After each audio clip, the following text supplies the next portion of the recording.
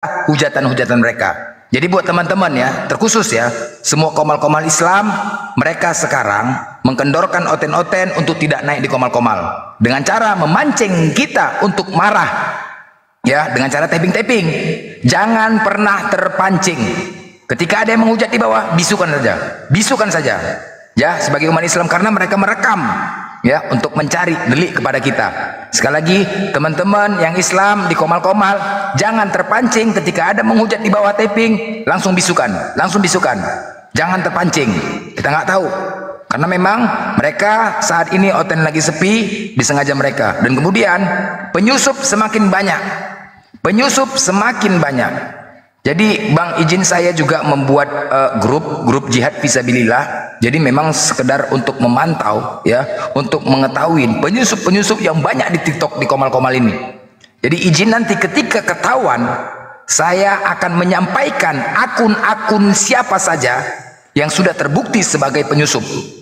Saya akan sampaikan dan saya akan gaungkan, karena di medsos ini kita hanya bisa menggaungkan untuk membentengin agar jangan sampai saudara-saudara kita terpengaruh dengan narasi-narasi mereka yang berakhlakkan lemah lembut, berpura-pura baik, berpura-pura seolah-olah dia lebih Islam daripada Islam, ya. Jadi sekali lagi, ini ketika ketahuan, saya akan gaungkan dan saya minta izin kepada Bang Zuma, Bang, ketika lagi viewer naik, saya izin Bang, ingin menyampaikan akun siapa yang menyamar. Jadi agar teman-teman yang lain harus bisa tahu, jangan dideketin. Ya, ini harus kita gaungkan. Jangan sampai ada seperti logika-logika yang lain di Islam ini, ya. Jangan sampai. Ini tujuannya. Insya Allah dengan ada grup jihad ini kita membuat pergerakan terhadap mereka, karena yang merusak Islam ini dari dalam, ini yang paling bahaya. Salah satu saya sebutkan Tristan Islam. Ingat ya, hati-hati. Tristan Islam merusak Islam, memecah belah. Ini satu, sudah saya dapatkan bukti. Buat teman-teman, hati-hati. Di mana dia berkelompok, di situ dia bergabung, berarti bersama golongannya. Ingat ya, Islam itu ketika bersama-sama bercandaria terhadap orang-orang munafik, berarti dia termasuk dalam golongannya. Hati-hati ya teman-teman ya, yang ada di komal TikTok. Tristan Islam salah satu itu penyusup. Dia adalah Syiah. Saya berani jamin Syiah, karena saya ada buktinya. Oke, lanjut. Monitor Bang Noting dari Islam atau Kristen? Monitor Bang Noting. Assalamualaikum warahmatullahi wabarakatuh. Waalaikumsalam warahmatullahi wabarakatuh. Abang Andira ini dari Muslim atau Kristen? Andrian Bang, Andrian. Ya, dari Muslim apa Kristen Bang Andrian? Aku non Muslim Bang, Buddha Bang. Silakan kalau mau ada yang ditanyakan kepada Banda Guru kita. Silakan. Jadi aku kan masih bingung nih Bang, soalnya keluarga kan semuanya Kristen gitu. Jadi aku lagi mempelajarin Muslim nih Bang, maksudnya masih belajar tentang Islam. Cuman kalau kalau aku udah cek semua surat-surat, kitab-kitab, jadi aku lebih mempercayai Al-Quran nih. Jadi aku lagi belajar nih Bang. Jadi solusinya aku pengen nanya ke Bang Zuma nih. Jadi biar aku yakin kalau emang Al-Quran itu bener-bener kitab yang suci, yang nggak ada sangkut pautnya sama manusia. Jadi aku lagi mempelajari ini nih Bang, untuk meyakinin aku supaya aku bisa masuk Islam gitu Bang. Sekarang masih agama apa sekarang ini? Sekarang kalau dibilang Buddha ya enggak juga sih, soalnya aku lagi fokus mempelajari Islam, bener-bener Islam gitu Bang. Jadi nggak ada agama lain yang aku tempuh gitu. Jadi aku bener-bener pengen tahu Islam tuh kebenarannya kayak gimana, buat ngeyakinin aku supaya bisa masuk Islam gitu Bang. Tapi tapi keluarga aku semuanya ada yang Kristen, ada yang Buddha gitu Bang. Tapi di keluarga aku ini nggak ngizinin kalau aku tuh masuk Muslim gitu. Tapi aku udah belajar banyak, ngeliat di YouTube di mana. Aku yakin kalau Islam ini agama yang benar, makanya aku pengen belajar gitu Bang. Cuman aku belum yakin sepenuhnya gitu. Jadi aku pengen Bang semua buat ngeyakinin aku sih. Iya, kita tanya jawab singkat aja, boleh ya, Dek ya? Boleh ya? Iya, boleh Bang, gak apa-apa. Oke. Menurut saudara saya, umurnya berapa sih? Aku 26 bang. Oh, adik saya. Begini loh, Dek. Menurut kita nih, orang yang hidup di zaman digital saat sekarang, di mana kita dimudahkan untuk menginput, mengakses data, apapun yang bisa kita, yang mau kita ketahui bisa kita dengan cepat kemudian kita temukan gitu. Nah, menurut adik ini, di kehidupan manusia secara global, yang kita butuhkan dari pencipta langit dan bumi saat ini, mukjizat berupa bola lautan, membangkitkan orang-orang mati dari kubur, atau menyembuhkan orang-orang yang penyakit kusta, ya, sampar, panu dan seterusnya, atau yang lebih kita butuhkan hari ini adalah ilmu pengetahuan. Saya butuh jawaban yang jujur, silakan. Iya benar sih bang. Soalnya aku yang juga dibutuhkan banyak, apa? kalau buat masalah aku buat belum yakin sepenuhnya sama Islam sih, cuman satu sih bang, keluarga sih. Kalau untuk percaya sama Islam, soalnya dari film, dari apa semua, dari film-film kenabian, aku juga udah pernah lihat semua bang, gitu.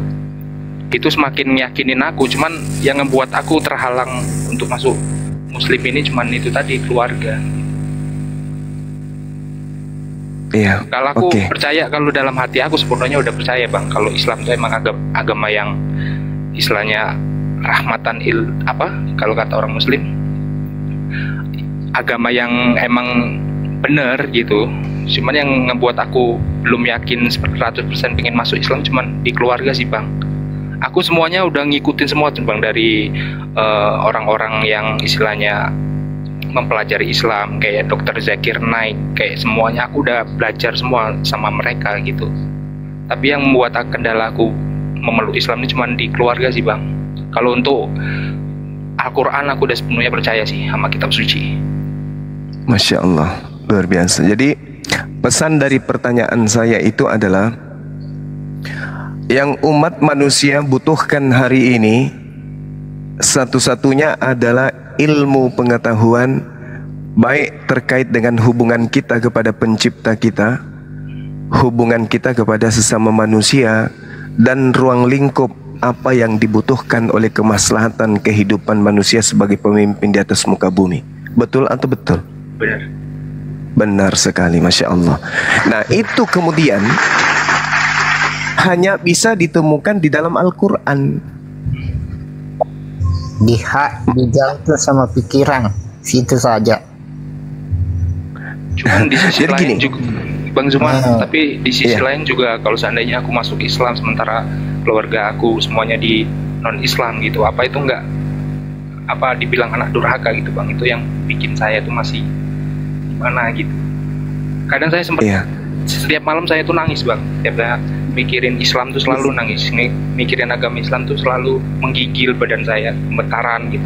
Apa ya saya mau masuk Islam sementara keluarga saya non Islam gitu kan? Apa ini enggak menjadi suatu hal yang membuat nantinya saya dicap menjadi anak durhaka gitu, yang membuat saya bingung kan? Oke, baik. Izinkan saya membaca sebuah ayat di dalam Al-Quran. A'udzubillahi minasyaitonirrajim.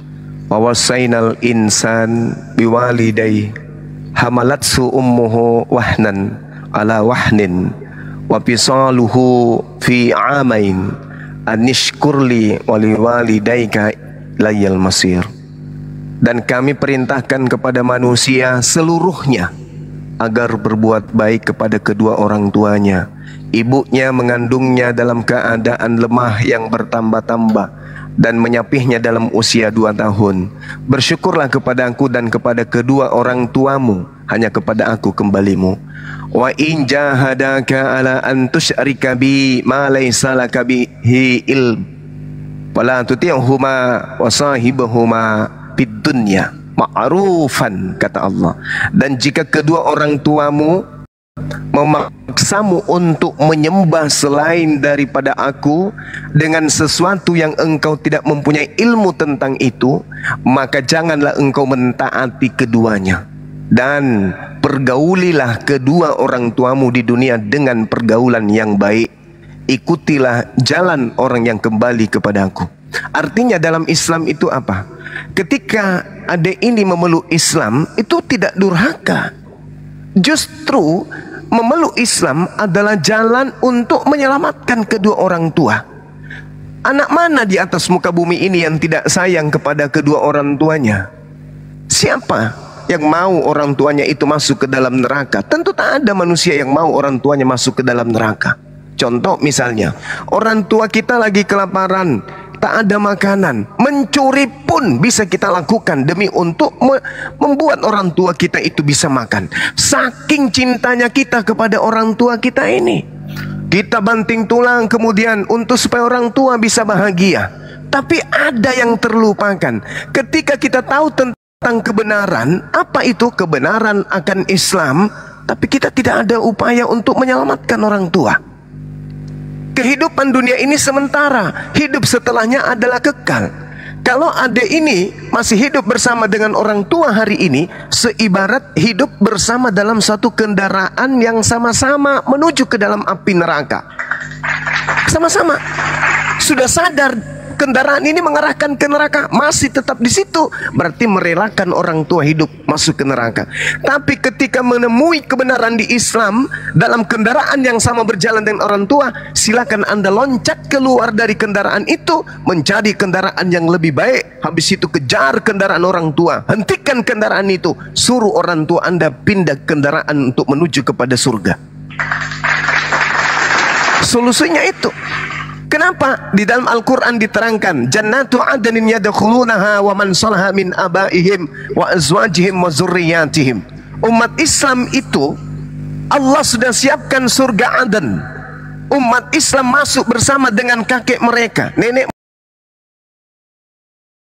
orang tua mereka. Itu di Islam. Itu di Islam.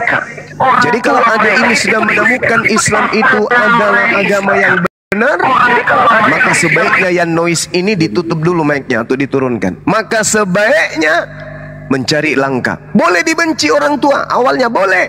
Banyak orang yang mu'allaf Adinda dibenci, diusir, dimaki, stop biaya, bahkan tidak dikasih warisan. Tapi apa endingnya? Kedua orang tuanya nyusul mereka untuk menjadi seorang muslim dan muslimah.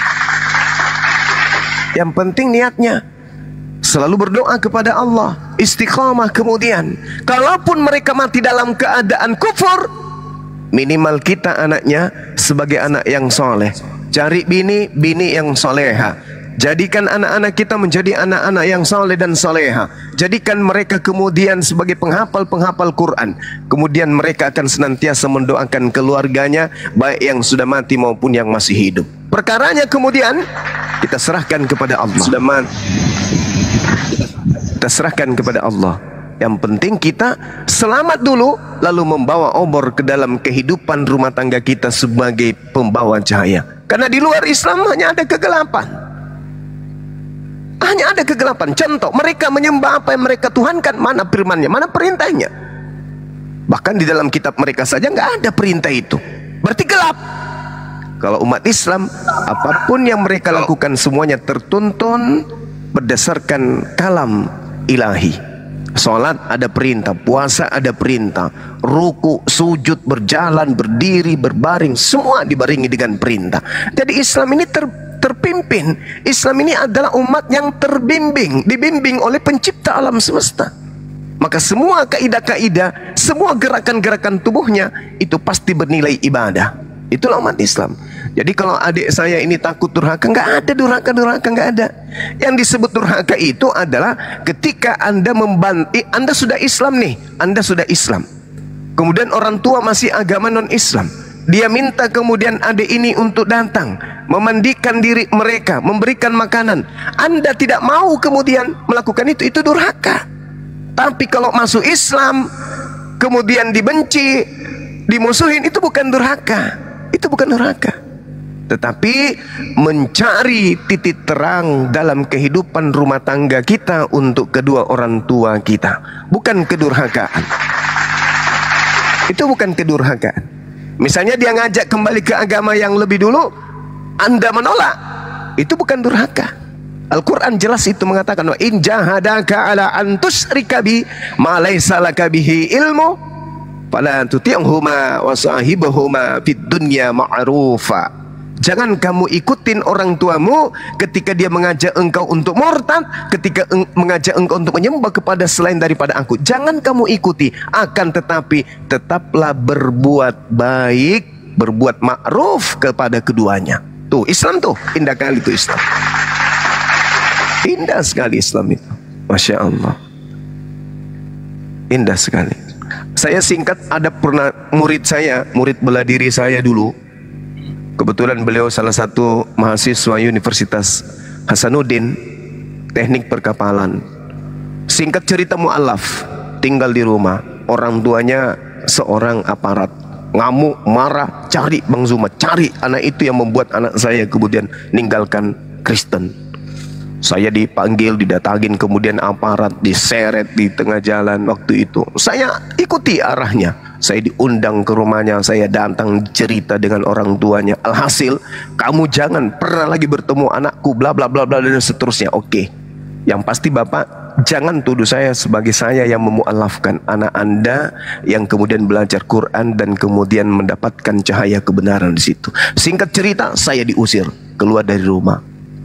Anak ini ternyata diam-diam keluar juga dari rumah.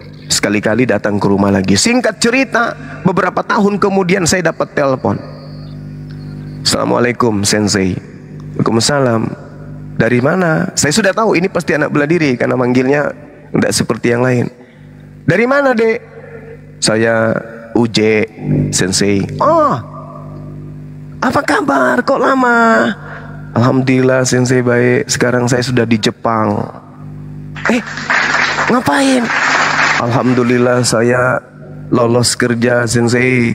Ini ibarat di Indonesia saya kerja di kapal BUMN-nya Jepang. Masya Allah, luar biasa gue bilang. Jadi gimana kabar? Gimana kabar? Inilah Sensei, saya telepon Sensei karena saya mau balik ke Indonesia. Saya mau ke Makassar. Alhamdulillah saya mau menikah tanggal sekian. Alhamdulillah. Tak terasa air mata saya netes waktu itu. Singkat cerita, saya datang ketemu. Apa yang terjadi?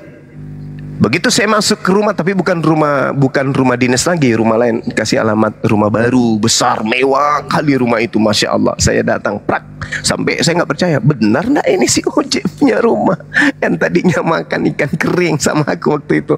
Benar nggak nih? Begitu saya masuk, duduk, bla bla, meriah di dalam rumah itu. Saya curiga orang yang natap saya dari tadi ini siapa ya? Pakai songkok, pakai jilbab depan saya. Terus si Ujek cerita euforia lah, kami bergembira, ya nostalgia lah waktu itu. Gimana Sensei, mengheboh kami kan. Habis itu dia panggil, habis itu dipanggil lah orang tuanya.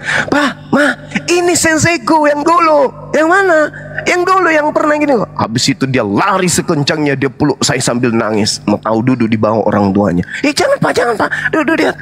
Saya jadi bunyi dalam hati saya itu ada ketukan. Jangan orang tuanya juga mualaf. Masya Allah. Menangis mereka sambil diciumin saya sampai kopiahnya jatuh itu.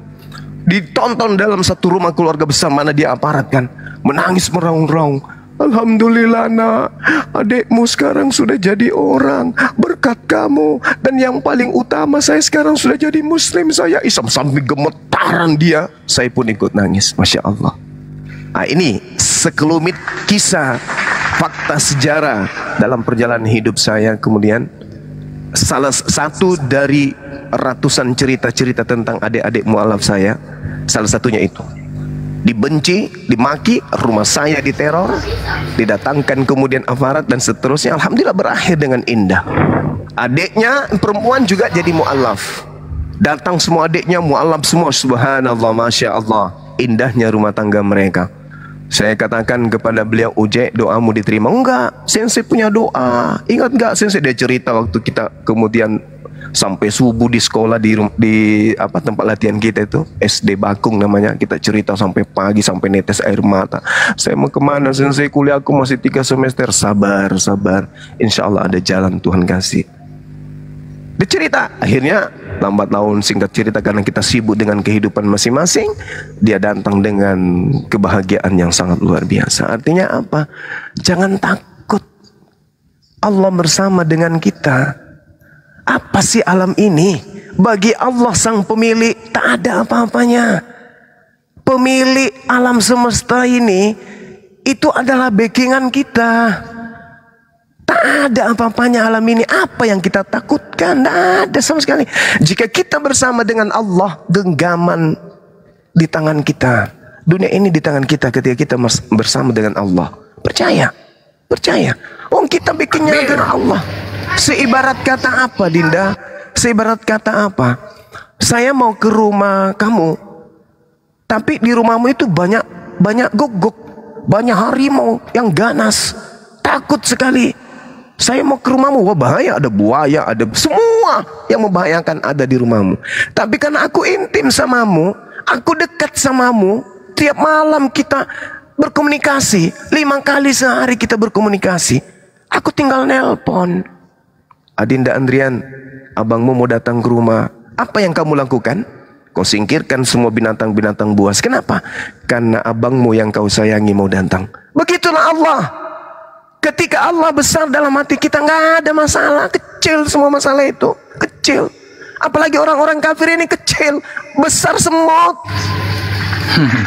Besar semut. Mereka ada musuh Allah. Mereka adalah musuh-musuh Allah.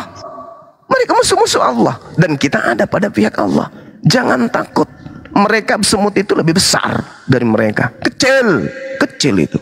Kita bersama dengan Rasulullah. Kita bersama dengan Allah. Backingan kita luar biasa. Backingan mereka manusia. Yang mereka paksakan jadi itu. Kalau kita Allah yang menciptakan, yang mengutus Tuhan mereka. Backingan kita. Jadi nggak usah takut. Masalah orang tua. Kalau ada ini cinta, maka tinggalkan kemudian kekufuran. Syahadat, perlihatkan kepada mereka, aku sudah Islam. Kalau tidak mau diperlihatkan secara langsung, diam-diam aja. Diam-diam aja. Yang penting hati sudah Islam. Silakan. Tetap kemudian melakukan hubungan kepada orang tua. Ada momen di mana bisa terbuka, membuka diri, silakan buka. Ajak mereka berdiskusi tentang Islam, bla bla bla, dan seterusnya. Yang penting amankan diri dulu, dekat kepada Allah, merintih kepada Allah. Duduk kita minta kepada Allah, ya Rabb, ya Allah, ya Rabb yang maha melihat, maha mendengar. Aku tahu engkau lebih dekat dariku daripada aku kepada urat leherku. Jadi ketukan bisikan hatiku, pasti engkau tahu ya Rabb. Pasti engkau memberikan yang terbaik untuk hambamu ini. Makanya para wali itu mohon maaf nih, saya bukan mengada-ngada. Kalau ada orang Tuhannya bisa jalan di atas air, wali-wali kita jauh daripada itu. Saya pernah wallahi, ada seorang dosen saya nih, kiai, beliau dari NTB, dari Bima. Saya sendiri sebagai ketua tingkat pada masa itu menjemput beliau di kendaraannya, hujan deras. Apa kata beliau? Anakku, payungi dirimu. Bapak insya Allah aman. Tidak Ustaz. Tidak, enggak, jangan duluan. Kamu mau kuliah? Kuliahmu masih ada kan sebentar sore habis ini? Iya Ustaz. Ya udah, kamu jangan sampai basah. Payungmu kecil, jalan duluan. Wallahi, saya jalan duluan. Jaraknya kurang lebih 100 meter dari area parkir. Apa yang terjadi? Yang saya lihat jasnya setitik air hujan pun tak ada yang sentuh. Kenapa? Karamah. Dekat dengan sang pencipta, apapun bisa terjadi. Jadi kalau hanya karena jalan di atas plafon, jalan di atas kabel telanjang, naik sepeda di atas atap rumah, atau apalah itu yang membuat dia dituhankan, tak ada apa-apanya ketimbang para wali, ketimbang para ulama-ulama kita yang mencapai makrifat. Tak ada itu.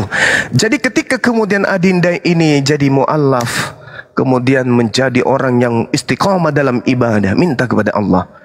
Minta, lembutkan hatiku, hati kedua orang tuaku ya Allah. Buka pintu hati mereka untuk menerima dinul Islam. Insya Allah, ketukan-ketukan itu akan datang. Yang penting, yang pertama, kita ikhlas.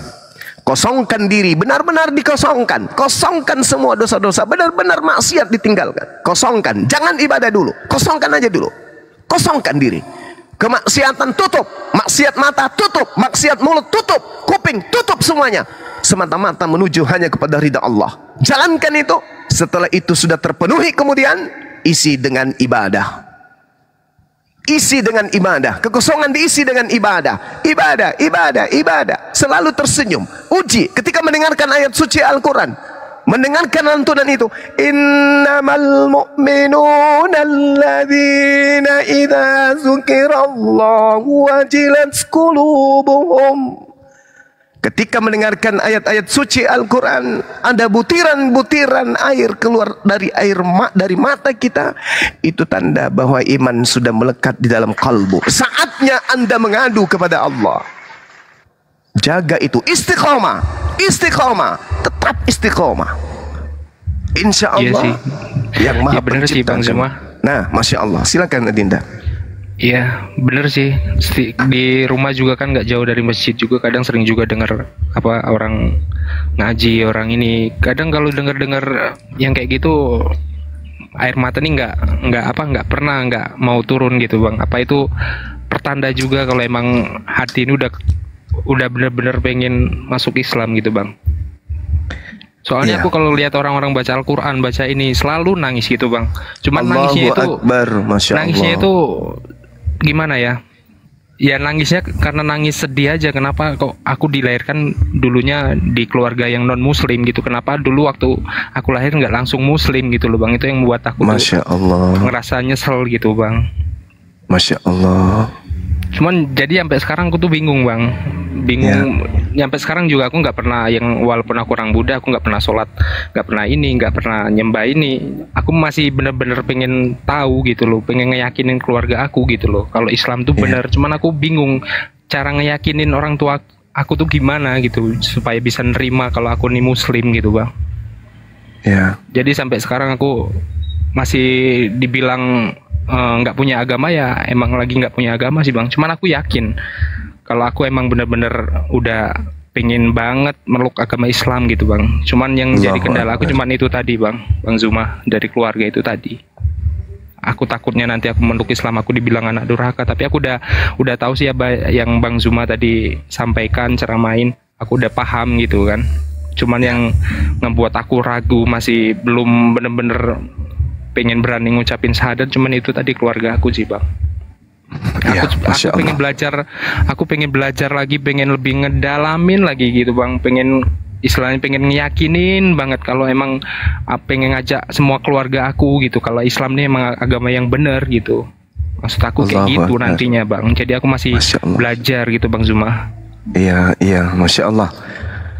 Iya, jadi langkah selanjutnya itu Adinda nanti setelah misalnya udah bersyahadat nih ya, entah itu melalui kami atau melalui teman-teman muslim yang lain di tempat Ade ini tinggal, dekatkan diri dengan orang-orang yang taat ibadah. Dekatkan diri dengan orang-orang yang taat ibadah. Insya Allah selalu berdoa kemudian agar orang tua dibukakan hatinya, dilembutkan hatinya untuk menerima Islam. Seperti itu. Karena hanya orang yang menggunakan akal sehatlah yang kemudian bisa sampai kepada Islam.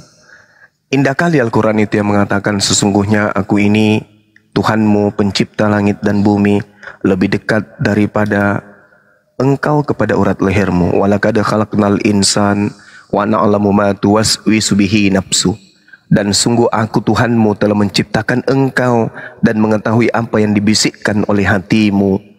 Dan aku lebih dekat kepadamu daripada urat lehermu. Itu kata Allah di dalam Al-Quran surah Qaf ayat 16. Nah, rahasia ini susah apa? Jarang orang yang tahu rahasia ini. Apa yang diterangkan oleh Al-Quran, makanya tadi di pembuka awal saya katakan yang kita butuhkan sekarang ini adalah ilmu. Ilmu yang kita butuhkan saat ini. Apa itu Al-Quran yang kita butuh? Bukan lautan terbelah, bukan orang bisa berjalan di kabel listrik, bukan. Yang kita butuhkan adalah ilmu. Al-Quran mengatakan apa? Walaqad khalaqnal insan wa na'lamu ma tuwaswisu bihi nafsuh wa nahnu aqrabu ilaihi min hablil warid, kata Allah. Aku Tuhanmu lebih dekat loh kepadamu daripada kamu sendiri terhadap urat lehermu. Aku lebih dekat kepadamu daripada urat lehermu kepada dirimu. Sedekat-dekatnya urat lehermu kepada dirimu, aku jauh lebih dekat kepadamu daripada itu. Nah, ternyata dimensi ini ketika kita diajak untuk belajar, maka Allah kemudian menerangkan melalui akal kita. Siapa yang mengenal dirinya, maka dia akan mengenal Tuhannya. Ini adalah sebuah kalimat sederhana, ucapan ulama-ulama kita terdahulu, yang mengandung arti apa? Makna yang sangat mendalam, bahwa kebesaran Tuhan dalam diri manusia yang menjadikan kemudian manusia menyandang predikat selaku subjek yang berkehendak, khalifah, pemimpin yang mengatur, yang berkarya, yang menginstruksikan, yang menciptakan, yang mengadakan keadaan. Yang tadinya tak ada yang disebut pesawat, tiba-tiba ada yang terbang. Yang tadinya tidak ada yang disebut mobil, tiba-tiba ada saja kendaraan yang bergerak. Kenapa bisa demikian?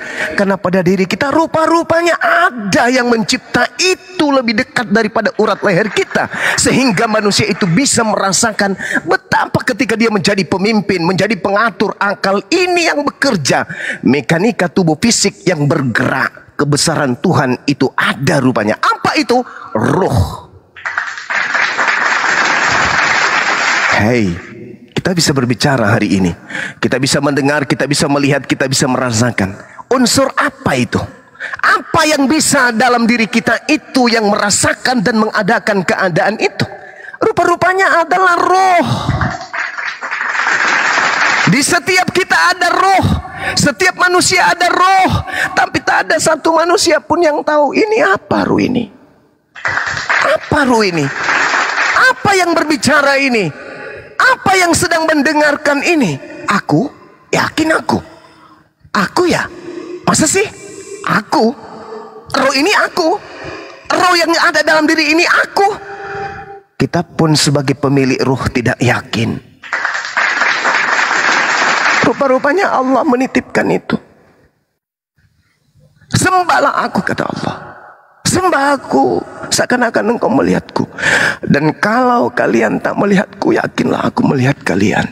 Apa sebabnya? Kata Allah, wa nahnu akrabu ilaihi min hablil warid. Aku lebih dekat kepadamu, wahai umatku, wahai ciptaanku, daripada urat lehermu. Sedekat-dekatnya urat lehermu kepada dirimu, aku jauh lebih dekat. Kau berbicara bukan karena urat lehermu, kau kemudian melihat bukan karena urat lehermu, tapi kau melihat karena ada ruhku pada diri kalian. Subhanallah. Jadi tak perlu kita mencari Tuhan. Tak perlu kita kemudian cari kitab, cari agama yang mana Tuhan itu. Tidak, Tuhan itu sudah ada. Tuhan itu ada, kekal. Eksistensi keberadaan Tuhan Allah Subhanahu wa taala yang maha suci lagi maha tinggi diperlihatkan dalam wujud yang sempurna dalam alam kecil bernama manusia. Jadi sebagai muslim, apa yang perlu kita sadari? Menyadari entitas ruh dalam diri kita. Disinilah bersemayam kebesaran, kekuasaan Allah yang maha suci, yang tak terbendung oleh alam semesta. Ini hanya bisa sampai kepada orang yang mengenal dirinya dan mengenal rohnya, serta mengenal Allah yang menciptakan alam semesta. Sekali lagi saya katakan, kita manusia perlu menyadari entitas ruh yang ada pada diri kita. Disinilah tempat bertahtanya kebesaran kekuasaan Allah yang tak terbendung oleh semesta. Dalam tubuh kita manusia inilah terdapat kebesaran Allah. Mengenal tubuh bukan dengan akal, melainkan dengan pendekatan ilahiyah. Maka jangan sombong yang hidungnya mancung, jangan merasa rendah yang pesek, jangan merasa bangga yang rambutnya krinyol, jangan berbangga diri yang kulitnya putih. Kenapa? Semua itu hanyalah fata morgana, yang kekal adalah Allah. Jadi sahabat Adinda, Islam itu implementasinya akal. Ya, renungan-renungan yang kita buat. Kalau sebuah agama tidak sampai kepada logika, maka agama itu diistirahatkan aja dulu. Cari agama yang akal, logika, rasio menjadi tolak ukur hidupnya. Cari agama yang dimensi ajarannya hanya berpangku kepada akal. Cari agama yang kitab sucinya mengajarkan kepada akal berfikir. Iqra, membaca, membaca, membaca, membaca. Iqra bismi rabbikal ladzi khalaq. Dan itu hanya ditemukan di dalam dinul Islam. Allahu akbar, Allahu akbar, Allahu akbar, walillahil hamd. Silakan mungkin dari teman-teman yang lain ada yang ingin ditambahkan, waktu dan tempat disilahkan.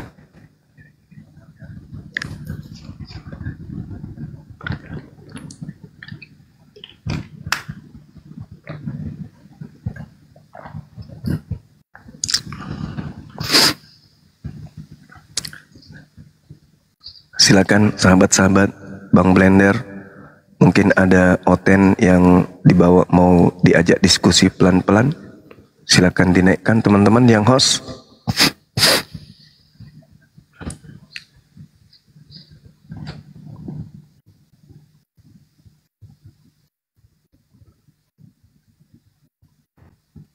Halo Bang. Lihat Ji, monitor.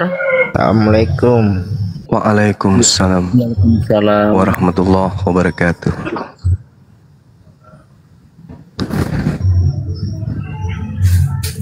Bicara Bang, silakan apa yang disampaikan Abang Liazi, kalau abang dari Islam atau dari Muslim, silakan. Jadi Islam juga Bang, dari Makassar. Sama dari tak. Tuh makan coto pasti ini abang. Iya, Iya. dekat Pantai Losari. Tuan rumah berarti.